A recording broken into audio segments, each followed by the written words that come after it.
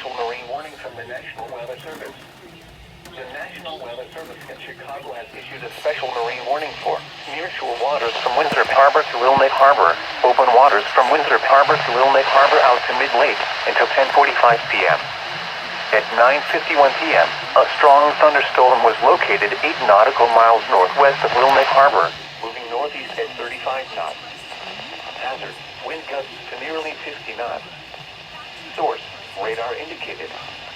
Impact, small craft could be damaged and briefly higher winds and suddenly higher waves. Locations impacted include Winthrop Harbor and Waukegan Harbor.